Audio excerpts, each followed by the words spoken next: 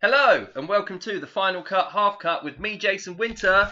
And me, Nick, and I'm holding 2 beers. He is literally holding 2 beers, which, happy days, mate. Happy days. During 2020, you got to take your, you've got to get the positives from anywhere, haven't you?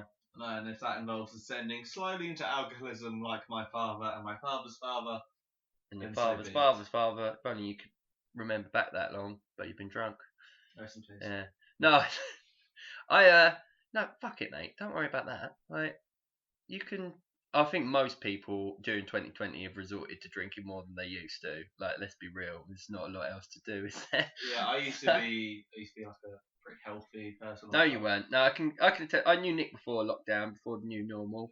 He was a piece of shit then, and he's a piece of shit now. I was Mormon as a teetotaler. Yeah, you used to. I used to say, oh, I need a house. He'd raise me a barn. He would raise me a barn with bare hands, handmade, didn't you? Famously drug free, and now I'm all of the smoking drugs.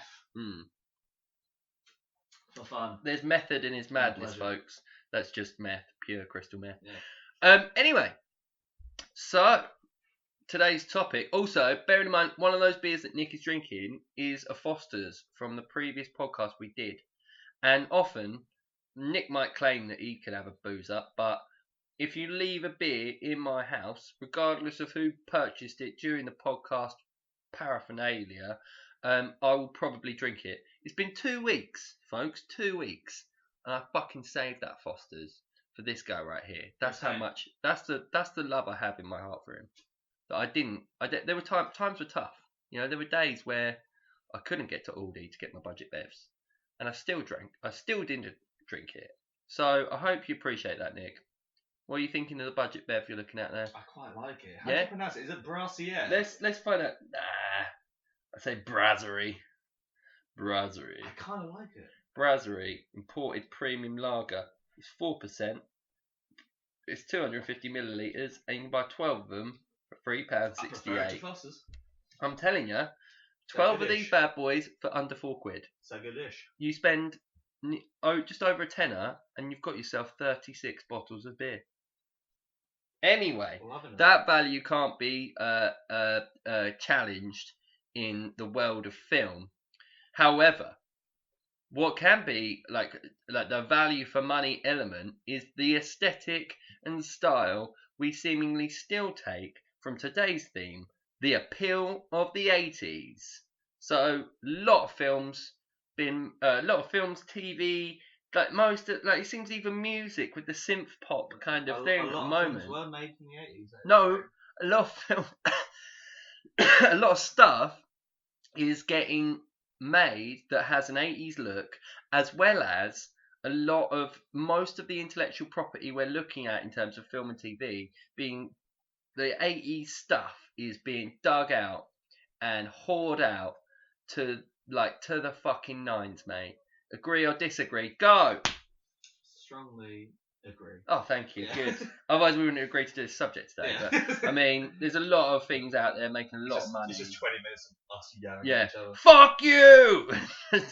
As a certain time period comes around, obviously now I think we're getting slightly into the 90s. Like I love the Last Dance with Michael Jordan. I think we've got a bit of a revival with all of that because how well they've done and all the sports documentaries, but I think that's just a sports documentary phenomena that we're seeing now. Yeah, well, the 90s was a good time for sports. Yeah, so, I mean, I just watched the Liverpool, the 30-year wait.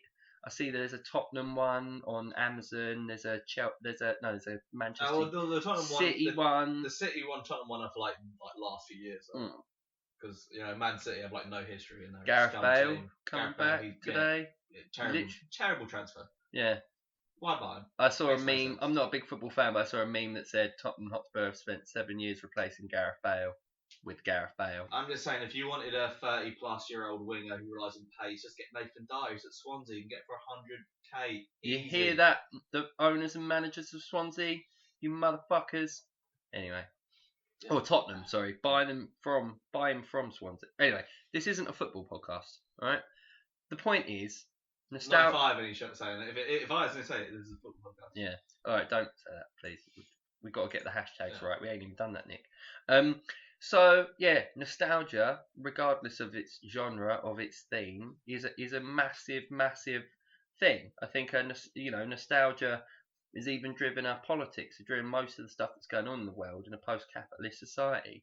But recently we've had certain franchises. I've recently just watched both series of Cobra Kai, smashed it out. That's the sort of adult, not reboot, but sequel to um, Karate Kid. Massive 80's cult classic, obviously. Mr. Miyagi, sweep the leg, fucking wash on, wax off, etc., etc. Also, the biggest sort of boot like new series is Stranger Things, which obviously is set in the 80's and has homogenized a lot of the horror, science fiction, action genre of the 1980's and sort of played on them. Like they play that series like the 80's themes, like notes. You know, they do the Ghostbusters bit. They've got the alien. They've got the supernatural elements of some horror films. And yeah, and so I sort of thought we'd have a chat about the kind of 80's appeal. Why is that a thing? Why are we doing that and not creating new original content set in right now, set in 2020? Obviously we can't because apparently like it's a pandemic and you're going to die if you meet up with people. You can still make films. Yeah. Because one of the biggest things, one of the ideas, and I know this is a bit abstract, but we haven't really talked about it in our like production meeting earlier today, is Was that when you and me got drunk and went to the pub and talked about, oh mate, do you want to film something, please? Yeah, that's what I call a production meeting. Okay. I don't tell you it's a production meeting. But it is secret. You just make jokes and I ask you about what you think, and I think, I complain about my legs, you complain about your neck. yeah, is Nick sober enough today to do this? Probably not. Probably not, but he seems Well, okay. we do it anyway. Yeah. Yeah. So basically, yeah, one of the things that I remember when I studied creative writing was a big issue in modern like writing, modern storytelling is the fact that like everyone's got a phone. So like it's harder to write a story because of modernity, because of technology, like modern cars, like they connect straight to your phone. Your phone is a supercomputer compared to what was available 30 years ago, and the proliferation of Wi-Fi and technology, for instance, in a horror setting, you might be able to get Wi-Fi called 999. It used to be like, how are we going to contact the police? There's a guy with a mask who's killing everyone. Nowadays it'd be like, well, I have a phone with 4G, which is fantastic. But now they've updated it, so it's like ghost in the phone. Yeah, the phone's haunted. Ooh. Which is what film's that? Not a Stranger Calls. Is it a Stranger Calls? Do you mean an Inspector Calls? No, it's a Stranger. Is it a Stranger Calls? Right. It's a Stranger Calls. Our producer says yes. We have a producer now. now. I'm happy that it was Stranger Calls, because that's a remake. And then there's Unfriended, where it's like there's a ghost in the internet. Right. Yeah. And I mean that all comes from like Ringu, like the idea of like there's a ghost in your DVD. The videotape. Yeah. Interesting. I mean that's an Oriental kind of concept about like the way that ghosts can live within modernity and like how the ambiguity, especially with like new technologies. I find that those films are usually made when something else, like it's a trope of horror for technology to be something other if you haven't understood it yet, and therefore it could be dangerous to our way of life. So that's quite cool. But I mean, let's get more mainstream. So I said about Stranger Things and Cobra Kai, both very compelling modern series that play upon the 80's thing. Obviously, Cobra Kai is a modern day setting, but it plays on all those 80's things, and they capture the 80's aesthetic by using the same music that they used in Karate Kid, etc. And there's been quite a few things done recently. I mean, obviously you've had reboot after reboot, from RoboCop, Terminator's had a new film. I've heard there's a Dirty Dancing sequel coming out. There's Flashdance. Yeah, I mean Footloose. Footloose. Sorry, yeah. So there's a lot of these bankable. Top Gun sequel to Top Gun's coming out next year. Have you seen the trailer for that? I don't watch trailers. Oh yeah, you don't watch trailers. Nick doesn't watch trailers. He cannot. He walks blindfolded through caravan parks. Physically allergic. Yeah, and it's very good though. Even though I haven't seen Top Gun. Don't hate me, people. I mean, from everything, pretty much from the 80s. I mean, we talked about earlier. Star Wars isn't an 80s film, but obviously they've rebooted the whole. We've done that, and the whole franchise has been redone. They take all the elements of the original thing and they redo it. And similarly with the aesthetic of Stranger Things to any of these reboots, like clearly there's a simplistic appeal. Not only is there a nostalgia there, simple nostalgia, but to you, I can come at it from Mr. Fucking Capitalist, like the reason why the money people, the actual fucking suits as to why they reboot this intellectual property. But for you as a viewer, like as an audience member, I mean, I know we're into different things, but what have you found that appealing in the last few years? And like, have you found it to grip you over modern drama or modern franchises? As a 90s baby, yeah, which I am, most of them have been like really bad. Yeah. Like RoboCop got remade Yeah. into a generic action film. Mhm. Thing got remade into a generic sci-fi film. Which we covered, yeah. Red Dawn. Red Dawn. Wolverines, where the Russians invade, Oh, and then it's yeah. like high school kids, and they remade it so it's like North Koreans invade. Jesus And Christ. it's like, it gets to the point where I'm like, you're just making bad films, Yeah. right? I feel like half of Hollywood takes the IP of these things and goes, right, we can redo it for a modern audience, blah, blah, blah. I mean, Rambo, Terminator, like all these things that were like big things in the 80s, we don't care about anymore. Particularly, if you take the idea of Rambo and the particularly racist fifth or sixth film, whatever the last one came out in 2020, where his daughter gets kidnapped and he basically takes out a Mexican cartel. I haven't seen the whole film, but the trailer itself is ridiculous. The reasons why the demographic of those days might have bought into those films is because they were actual ex-fucking Vietnam veterans that didn't get to win the war. So it was a visceral experience and attempt for them to feel better about their own because in lives, Rocky IV, essentially. like America, like concretely wins the Cold War via boxing. Yeah. And it's like, come on. Like, and then Rambo, I think it's 2, he just wins the Vietnam War. Yeah. So Hollywood has often been. I mean, it's obvious that Hollywood is a propaganda tool, but in modernity, what we have to talk about is whether or not these things are still relevant.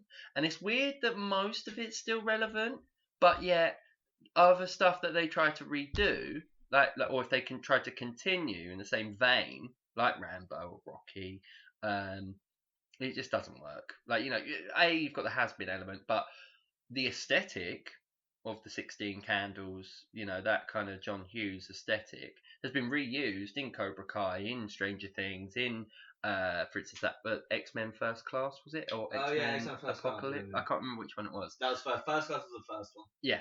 And so it did that, and that's interesting that they see a value in it and they're constantly churning this out. But I mean, what do you think as a visceral experience? Like, do you buy into that or not? Is it a yes and no answer? It's a very simple no answer.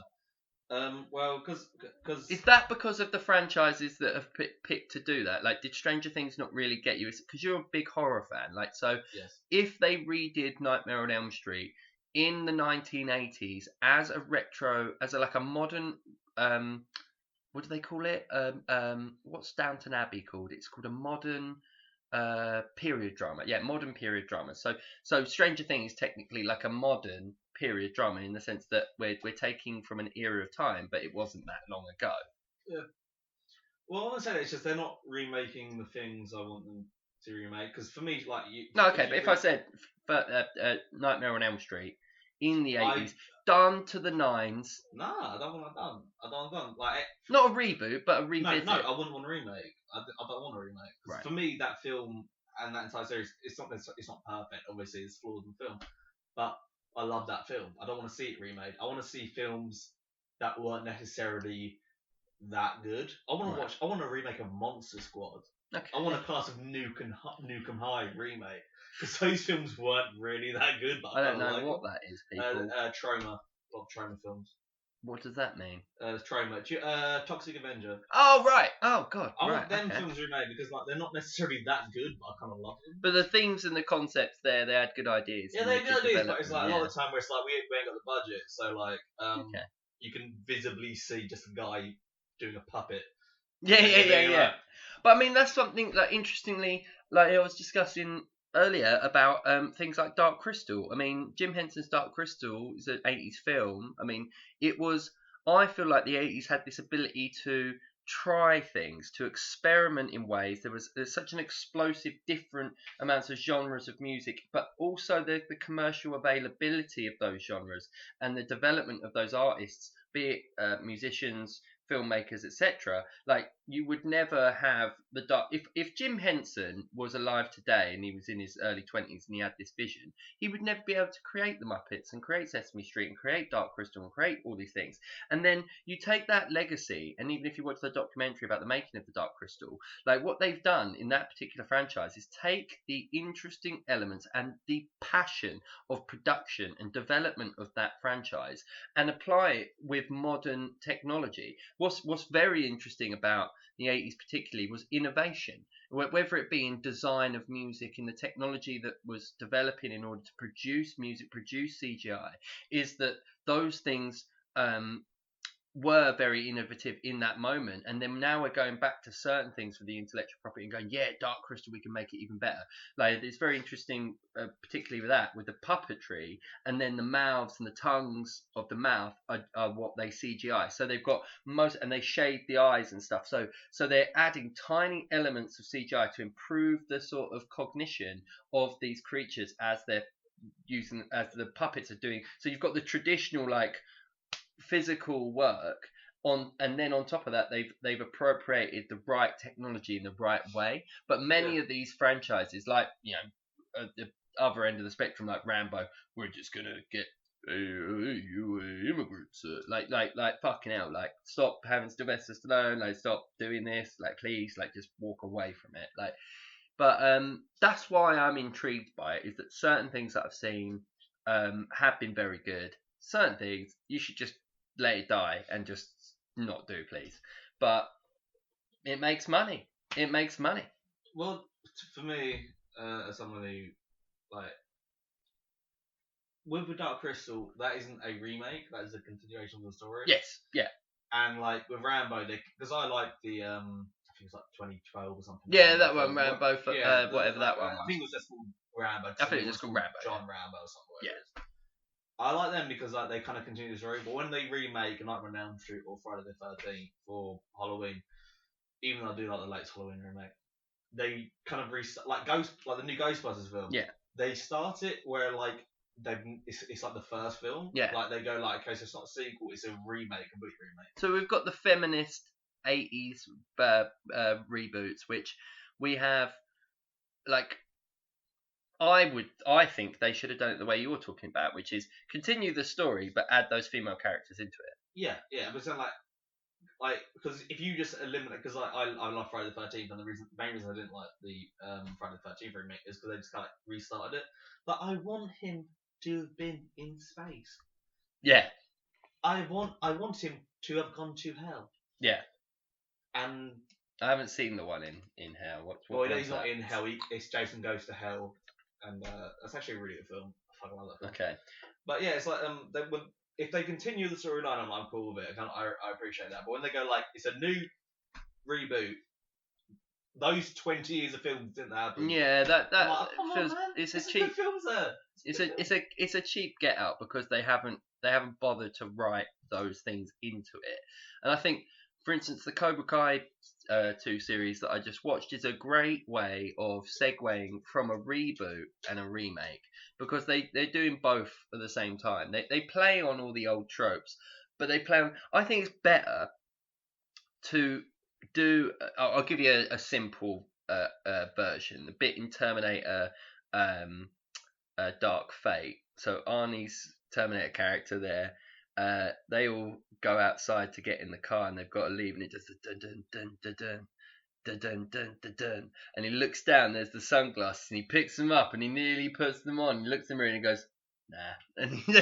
So like we're expecting the moment with the sunglasses, but they're going to play. You're subverting their expectations. Yeah, and so you subvert the expectation in a new and interesting way, but still playing on the nostalgic like iconography or the scene setup, the music, the camera angle, etc. Anything to do with the mise en scène that will emphasize the original moment and bring that nostalgia back, but also add something new to it. And I think things like Cobra Kai and Stranger Things and a bunch of shows have done it, or films have done it really well. And then you have things that are just relying on stuff to make money and to, like, I think they're all trying to make money, but at the same time, like, they haven't put in the love. The reason why I referenced The Dark Crystal is if you watch that making of documentary, it truly is a labor of love. These people. This is a an art form with puppetry that The Dark Crystal could be this like shining light, this guiding light of in 20, 30 years time. It's like I saw this documentary, random documentary a few years ago about sign writing. So actual painters that had to do all of the painting for the, like Victorian signs and all the colouring and everything. And it was such a art piece of like, what's it called? Like a craft that they're losing because of technology and because of where we're at in modernity. That like, I love that Netflix went, yeah, we're going to spend $40 million just getting this puppet show back up and running because it was that good, because the cult following is there. And I think the element of cult is extremely important when talking about 80s films, is because I don't think there's a demographic alive today, and I don't think there's a body of work as concentrated as within the 80s that still has an audience that, cynically, it's a period of time which, if you were 15 in 1985, how old are you now? 45? Yeah. So you're still relatively young. You're still like, there's a great documentary on BBC iPlayer called The Way They Make Us Spend. And it's all about consumerism throughout the last 40 years. And basically... Keep talking. It's all good. Just keep talking. Okay. So basically what happens in The Way They Make Us Spend is it's about an explanation of consumerism from about 1970 something until now. And what you have to understand in terms of the technology of the 1980s is that basically that's the credit era. So I've referenced it before. People could spend money on things. Fuck's sake.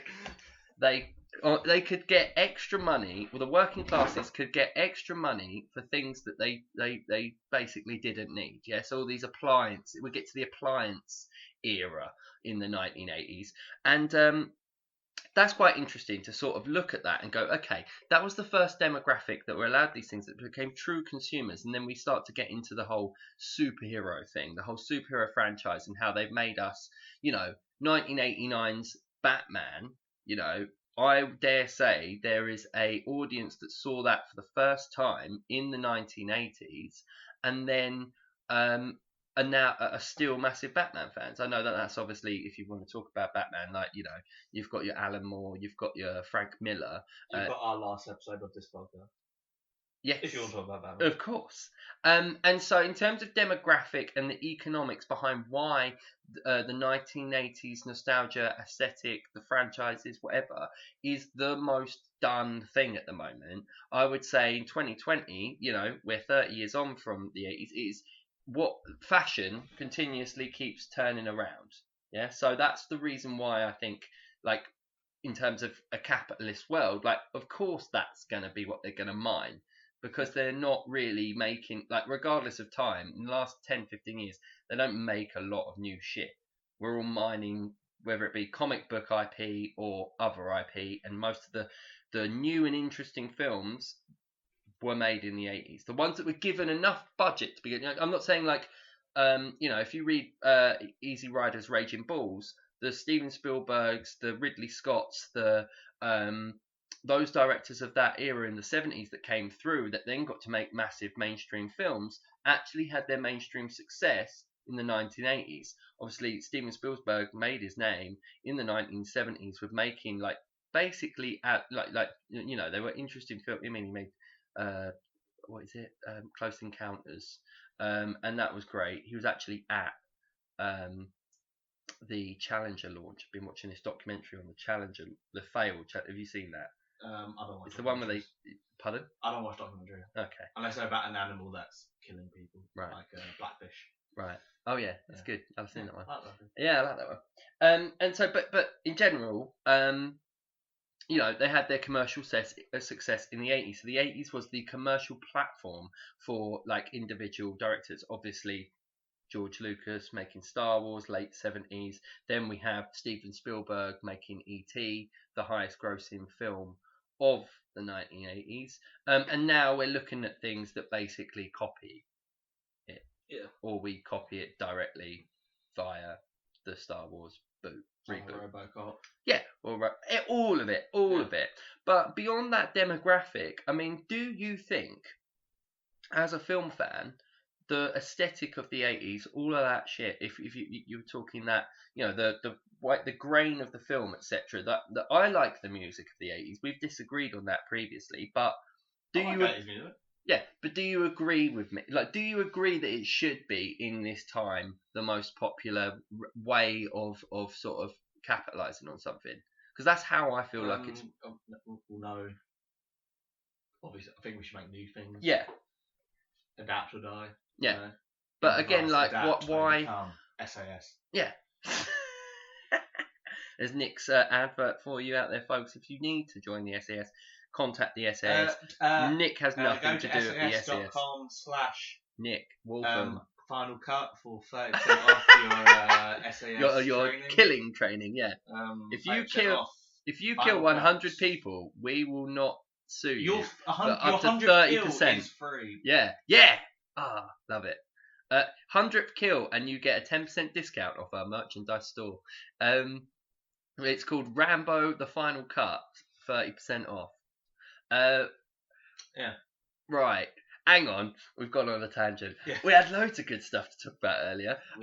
What else is there about 80s nostalgia, mate? I don't know. Well, for me, I feel like the 80s is the reason everyone banks so much money on the 80s is because the 80s is the last time where, as a society, we had hope. Yeah, I was just about to say. Yeah, I think you're right. Because like, when you imagine the 80s sound music, signature of me when just you shouting, imagine 80s music, like the first song I think of is "Girls Just Want to Have Fun" by Cyndi Lauper. Right. And it's like every big song was like super upbeat, Yeah, and positive, and we had hope for the future. We thought we were going to have flying cars. That's a good point. But then when you picture the 90s, it's like the most popular genre of the 90s was probably grunge. What, in terms of music? Yeah, like the big genre in terms of of the 90s. What about in terms of film? What would you say? Because I've got an answer. But go on, what would you say? Film? Yeah.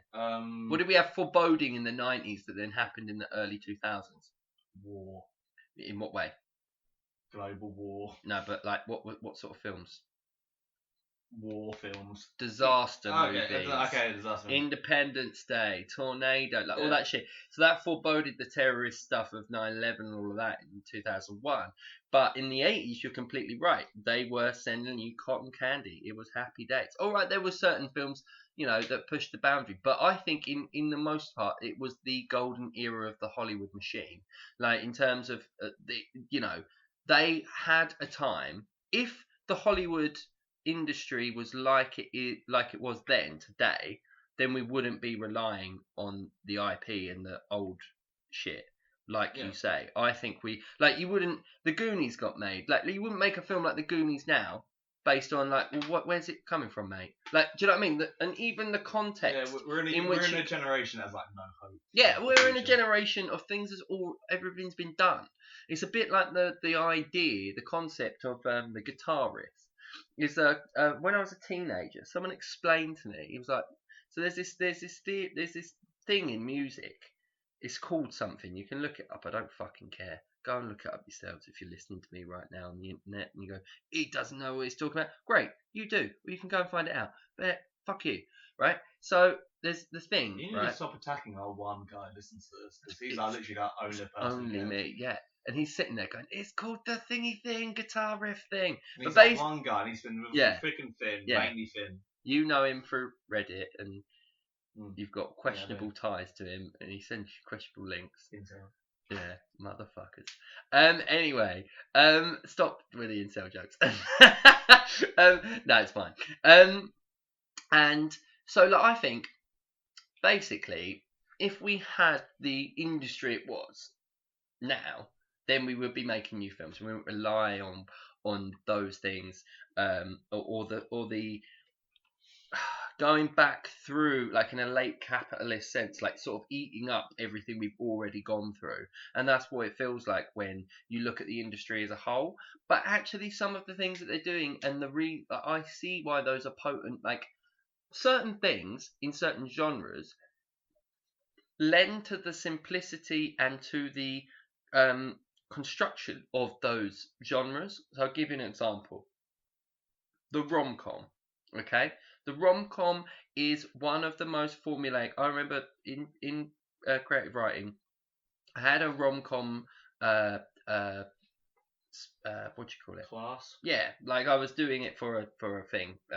It was one of my subjects for the year, and there are 22 points that you need to put into a rom-com in order to get it right. And you can flip some of those, as do some of the modern ones. Me and my girlfriend have loved some of the Rebel Wilson stuff on Netflix. I recently watched Legally Blonde, and that is just a perfect film in terms of. You've only just watched Legally Blonde. No, I've seen it years ago, but I was really drunk. Like, I just give me a chance. Have you watched Clueless? No. Bro, Clueless is such a good film. Watch Clueless. It's got a young Paul Rudd, which means it has today's Paul Rudd. Very good. Yeah, well, I'll watch Clueless. That's fine. I love Clueless. All right, I'm clueless about Clueless until I see it. But I'll watch it. But look, I'm an outsider. You don't Bring It On. No. What is Bring It On? It's a cheerleader movie. All right. Let's bring it on. Let's watch it. Oh my god, you need to watch so many films. All right, I've seen 10 Things I Hate About You. That's a great film. Yeah, and I also have 10 Things I Hate About You right now. And 3 of them are the films you've just referenced. No, I'm joking. You throw me off again. Man, watch Bring It On. Yeah, I know. Stop pointing to our live studio audience, Nick, and focus on me, bitch. All right. All I'm saying is that the rom-com genre is a way that, as tropes within a genre, we can look at and say, okay, for instance, with Cobra Kai, it uses those 80s tropes in order to tell a simpler story than if you'd have to tell it today, because you're relying on the characterization in that 80s aesthetic to be more simple than it would be in real life. Like I referenced earlier, the whole thing with mobile phones is that it convolutes a situation in which we would usually be having a one-on-one conversation, and instead you've got the whole world in your hands. So in that sense, like, I think that the actual iconography of the 80s aesthetic allows storytellers to tell a simpler story in a way that audiences have been used to, so like they can absorb it and they go, this is okay, it's like real life, but it's also more fantastical, and I can run with it. Do you see what I mean? Because they aren't distracted by the modernity of people on their phones, things like the complexity of modern life, and also the you couldn't tell a story in true reality about a bunch of guys starting up karate dojos in 2020 with Donald Trump's America, right? With all the issues that are going on, it plays on some of the progressive elements and does that very well. You could, but I'm saying you can't have. It'd be about a right-wing militia. Exactly, like you can't have the wholesome sort of the sweetness, the heart of the 80s was, well, like you say, had hope, had these things, and so therefore, if you were to modernize all these things, you'd have to make them so serious. Okay, because you'd have like, he patted one girl on the shoulder and then kicked some guy in the face, so he gets sued for like GBH and then like done for sexual assault. Like, do you know what I mean? Like if you create this, there is one argument in new storytelling where we're trying to tell a grittier, more realistic story, which I think the most mainstream example of that, which we've covered with superhero stuff, is the Batman Begins Christopher Nolan look at Batman and going, but what if he was this detective that wears armor and goes and beats people up for a laugh?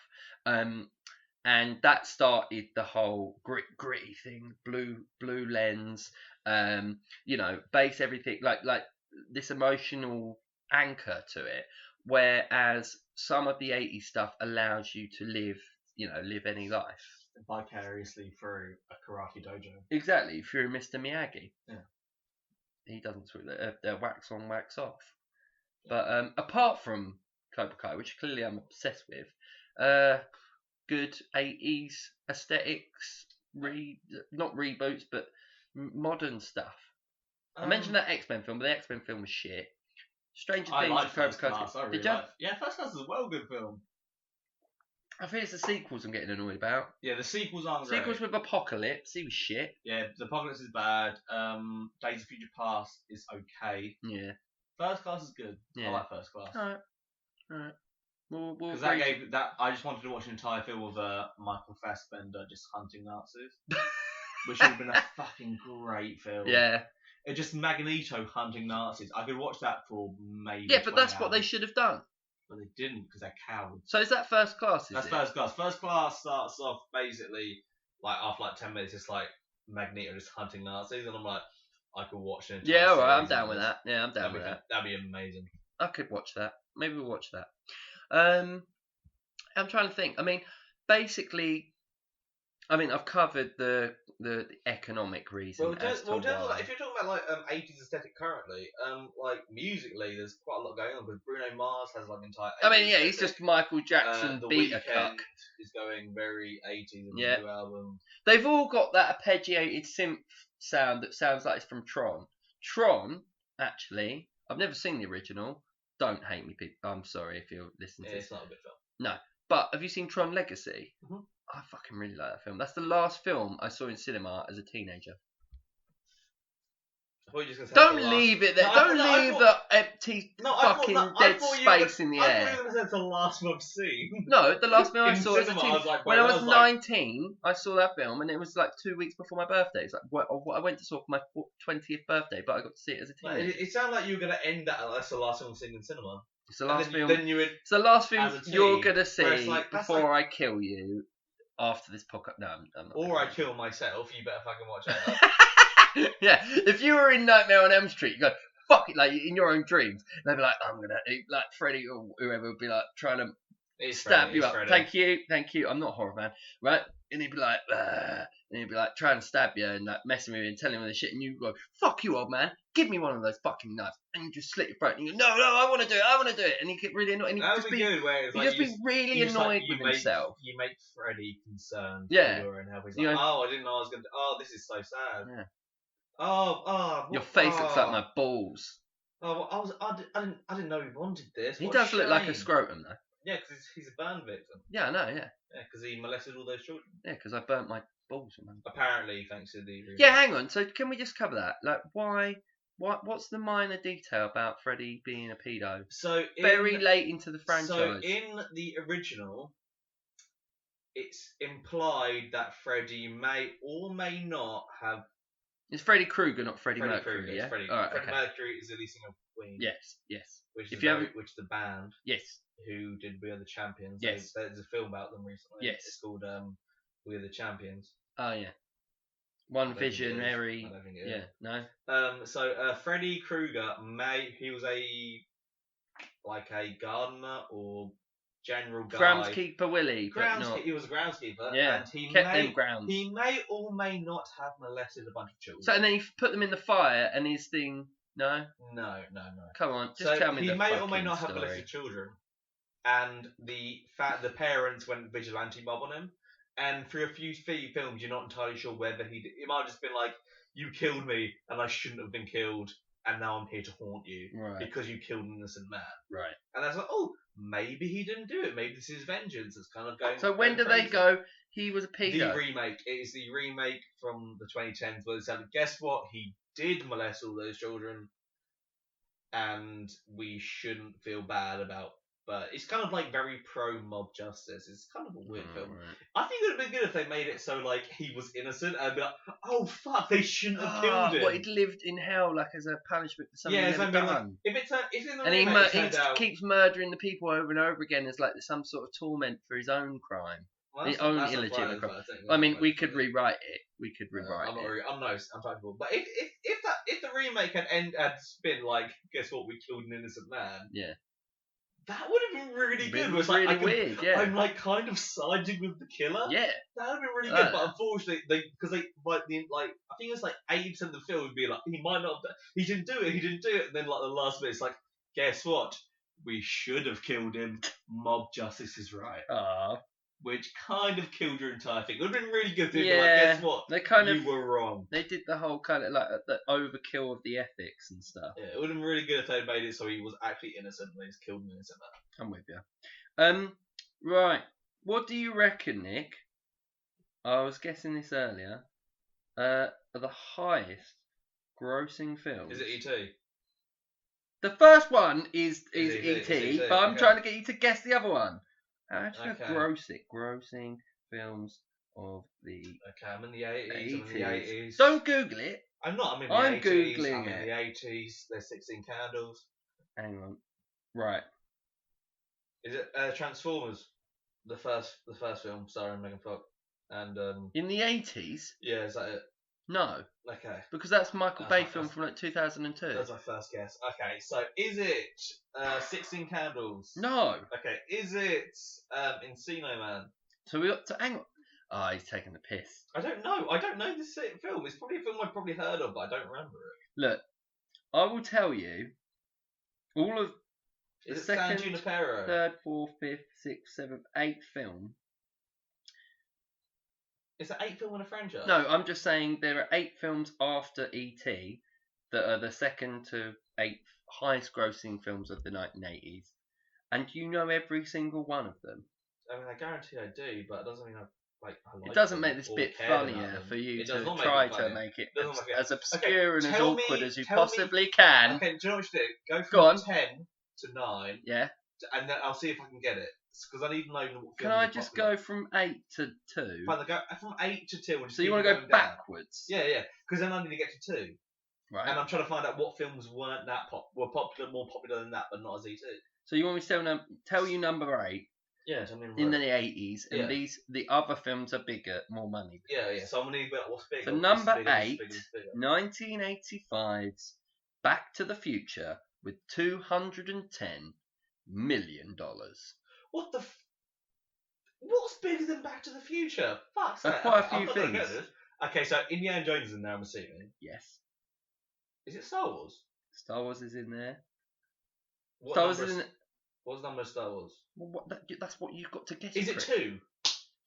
One of them is 2, yes. Okay, so it's Empire Strikes Back. What number are you putting that at? 2. Wrong. You said one was 2. You said one was 2. Yeah. So and you're wrong. But Return. No, it's not Return of the Sith. That's number 3. No. Okay. So you've got it wrong. Not the Phantom Menace. Not the Clone Wars. No. Okay. You just had it, but you had the wrong name. You don't know Star Wars. I don't like Star Wars. Okay, Empire Strikes Back. Is number 3. Yeah, is what? A New Hope. 2. 2 is Return of the Jedi. Right. So we've got E.T. at 1, Return of the Jedi at number 2, Empire Strikes Back at 3, and Back to the Future is number 8. What films between E.T., Star Wars, and fucking Back to the Future do you think? Okay, Raiders of the Lost Ark. Fuck you, yes, okay. Alright, E.T. 2, Electric Boogaloo. For fuck's sake, no. Okay, what's good? What's popping in the 80s? Think about it. We've referenced 2 of them already tonight. We probably referenced all of them. Karate Kid. No. That could have been. It's a cult classic. Everyone, it's not a cult classic. Everyone loves Karate Kid. It is a cult classic. No, it is not. Yes, it wouldn't have got free. It wouldn't have got free. It wasn't a blockbuster. Yeah, it was. Look, all right, we can argue about this later. 80s classic. It's not on the top. Alien. 10. No. Alien was made in 9. No, man. Aliens. I think even Aliens was made in 9. That was 83. Yeah, but it's not. Think mainstream audience. I told you earlier. Guess, because most of these, apart from one, are mainstream, like kids and adults. One of them isn't mainstream. One of them is very mainstream, but it's not available to kids because it's like a 15. Terminator. No, that was an 18. Terminator 2 was a 15 in 1994. No, it was 19. No. Back to the Future. Then what's the 7th most famous film? I'll give you a clue. It's got black guy as the main character. Oh shit. Okay. Come on. Is it E.T.? Oh my god. That's racist. No. E.T. 2? No, it was not E.T. 2. Nothing is. Oh my god, fuck me. Okay. Starring a black. He's a cop. Beverly Hills Cop? Yes, thank you. Was that big? Yeah, it was $234 million worldwide. That. What's after that film? Give me a hint. That's not fucking. You gotta give me a hint. Indiana Jones. There's you've got this film, then you've got Indiana Jones, then the other film I want, then you've got Star Wars. Give me a hint though, because that does not help me. Okay, so one of these films. Fuck it, I'll tell you. One of these films we've referenced as the first film that we did the last podcast on. The Thing. No, it's Idiot. Batman. And then the other film is a film that's recently been done as a female franchise. Ghostbusters. Okay. But which is which? You have to choose between place 6 and place 4. Okay, which is which, motherfucker? Okay, so 6 is Ghostbusters. Right. And the other one was the other one I forgot. Batman. Batman. Fuck you, Nick. You're correct. I'm good at everything I do. Right. You win. I mean, I don't know what you win. You don't win anything. I think I win, Shane. Yeah. You win being the best at this quiz that I didn't get to take part in because I was the quiz master. Yeah. But you did well. You did well there. I did awfully. Yeah, you did terribly. I had to give you a lot of help. Terrible. If this was like Popmaster, you would have lost. I might love you in the 80s. I don't even like the 80s. Why are we doing an 80s theme podcast? Because you wanted to do I did that, yeah. Podcast. This is why. It's all me. This is a podcast. Do you like anything about the 80s, Nick? Yeah, I think it's a great time. You weren't there. Yeah, but as someone who plays a lot of video games, I appreciate. For example, Grand Theft Auto Vice City. Yeah, a big part of my childhood. That was a big part of my childhood too. It introduced me to so all much the music. Yeah, and that's a lot. They even referenced that on Radio 2 the other month. Yeah, it's an actual generational thing. Flock of Seagulls had an underrated album. Exactly. A lot of people take it as a one-hit wonder. It's actually a very good band. Bangers galore. Video game wise, you've got like Blood Dragon. Yep. From Far Cry. You've got a bunch of like synthwave shit that just happened like in the last few years. Yeah, exactly. But like everyone likes the 80s. It's a very neon thing. Saved by the Bell. Yeah. Shout out to fucking Kelly Kapowski. Yeah. He got done, didn't he, for fraud? Screech got no, he got done. He got enough for a bunch of shit. He got loads. He had a wild life. I think he was on crack or something. Really. Yeah. He was in a porno. I don't know. Yes, he was. Yeah. Saved by the Smell. No, it wasn't. 100% it was called that. Fuck off. 100%. Fucking hell. It's one of those things that you kind of remember and you're like, this is. This is not. That's useful. Yeah. I found out obviously like we've covered Power Rangers, and I was a massive Power Rangers fan.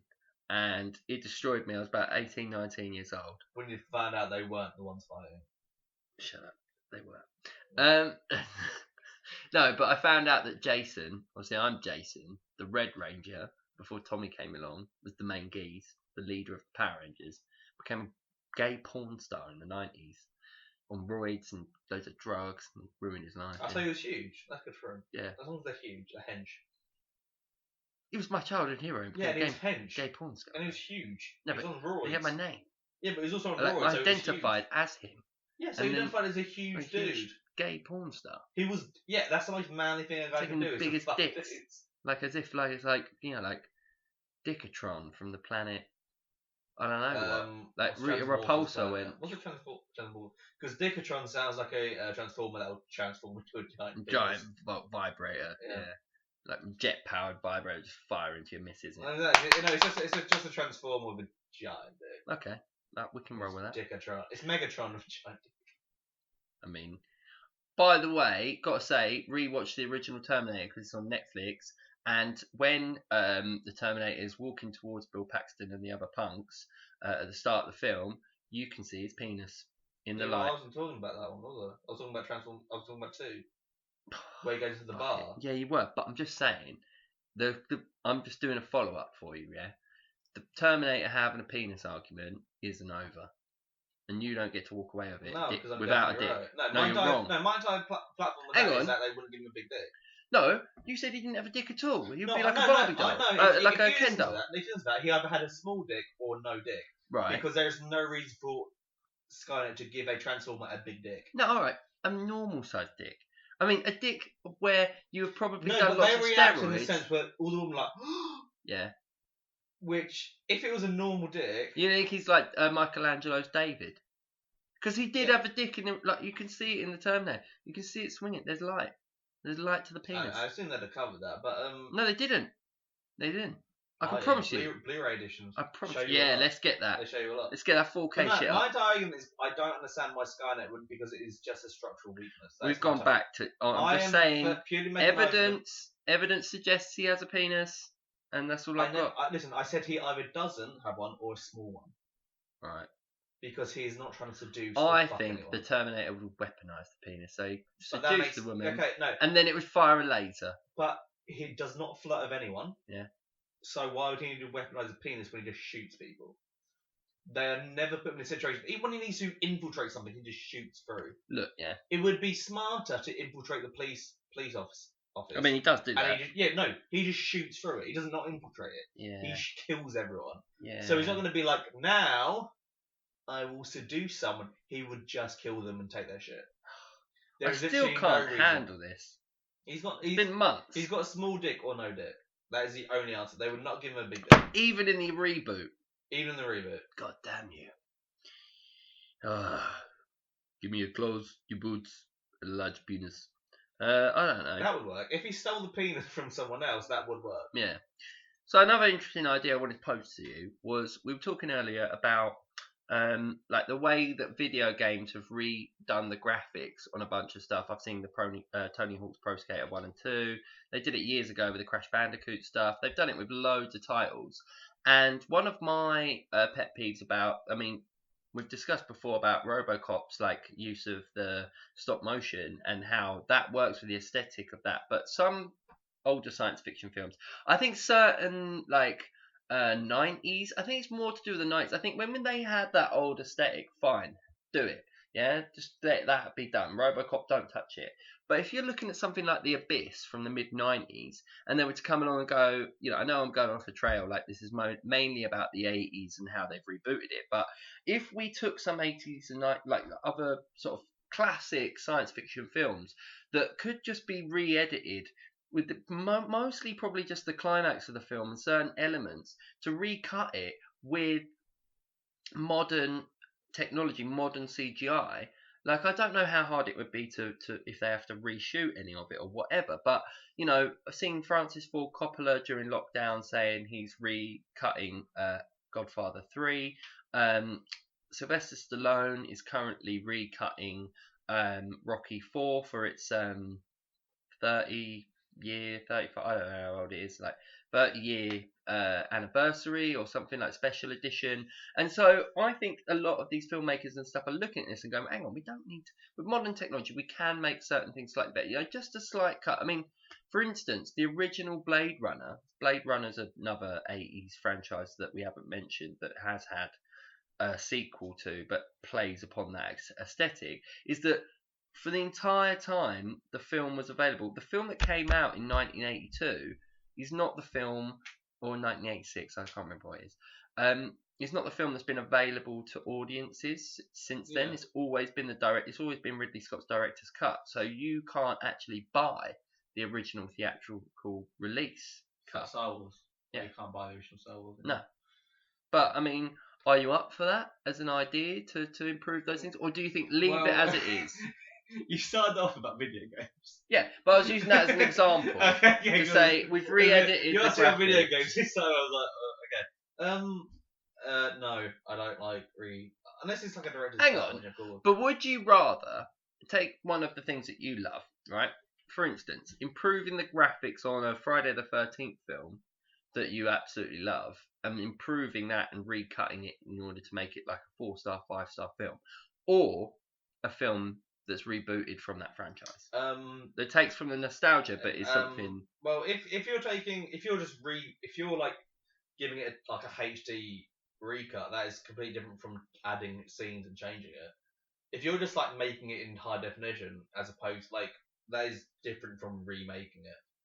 Yeah, I know that, but I'm saying if you were to have a new, like, there's 3 different options actually here. There's recutting something that was good but flawed back in the day using modern technology and techniques in order to improve it. Then you have a reboot that is done in the style, nostalgia, and plays upon the iconography of the original piece. And then you have something entirely new that doesn't really do that at all, like new Rambos, new Terminators, new some of the stuff that we've featured earlier on. Like, Hollywood chooses to do this anyway. So I'm just saying, devil's advocate. Well, I wouldn't want either of them. Wouldn't want none of those. No. If they're just like making it 1080p in HD, that's fine. But if they're adding shit to it, I don't want it. Right. If they're refilming scenes, I don't want it. But I'm not talking about refilming scenes. I'm talking about re-editing scenes in order for the graphics in those scenes to be up to date. No, 100% no, because I think they did a Star Wars that was awful. Do you think so? Yeah, those Star Wars. The early 90s adaptations. They were terrible. Yeah. Yeah, because it doesn't fit in with the aesthetic.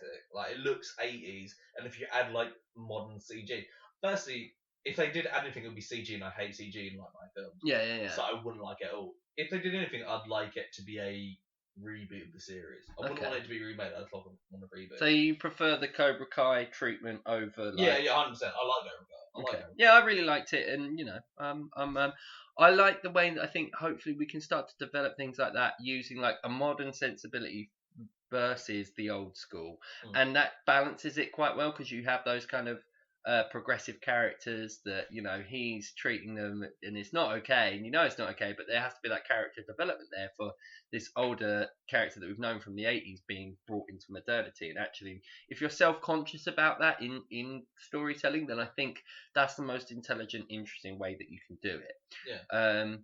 But yeah, I basically agree with you, man. I think the 80s thing, the 80s appeal is a weird mixture of nostalgia. Obviously, corporations seeing value in it, but also I do believe that some of the strongest franchises and some of the coolest ideas in filmmaking have been from that era, and I like that. But I do agree with you.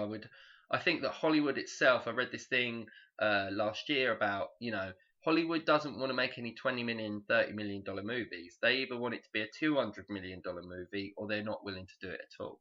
Yeah. So it's like the Marvel effect has made it so that you either go big or you go home, and there's not that middle sort of like the sort of drama stuff, the sort of short story stuff, original content. In video games, you'd call it a AA production. Yeah.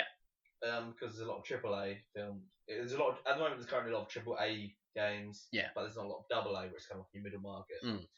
But whereas like 10 years ago, like the PS2 had like so much. Yeah. The PS2 had like so many like middle market games that were really good, and everyone liked it. They're kind of like cult games. Nowadays, it's AAA or it's indie. You get no in between. Yeah. And that's kind of happened in films, where it's like you're either doing like a AAA film, or you're doing an indie film with no money, and if you're in between, like, you kind of get ignored. 100%. Which is a big shame, because I love my middle market. Me too. Middle market's my boys. So I guess the real lesson to learn here is not to take from the 80s the intellectual property and just mine that for the appeal for perhaps the parent audience along with the millennial or Gen Z audience, but to take the actual mindset of the 80s and to take risks, creative and financial risks, in order to be able to create the franchises that in 20 years' time or 30 years' time, audiences are going to want to go back and relive, just in the same way right now we're trying to relive the things of our past and our own nostalgia and experience. So if you're listening, Hollywood, please, can you just try and do that a bit? Like, just be a bit more original in the way that the 80s was trying to like develop it, but had that beautiful crescendo between, artistic endeavour and corporate investment, and therefore you're going to create great shit. Or you might make a lot of mistakes, but at least you're going to create shit that people find memorable, and you can make better when you reboot it or add to it later on, rather than just keep regurgitating everything. Do you agree with me, Nick? Sí. Sí. Qu'est-ce que c'est? That's Spanish for yes. Is it? No, I don't know. Oh, I don't know either. I reckon we're there. Probably. Yeah? Yeah. Well, that's the 80s appeal on the final cut, half cut, with me, Jason Bloody Winter, and... I've got 2 beers! He's still got 2 beers. I sellotaped them to his hands. I didn't really. Cheers, Nick. Thank you. Thank you.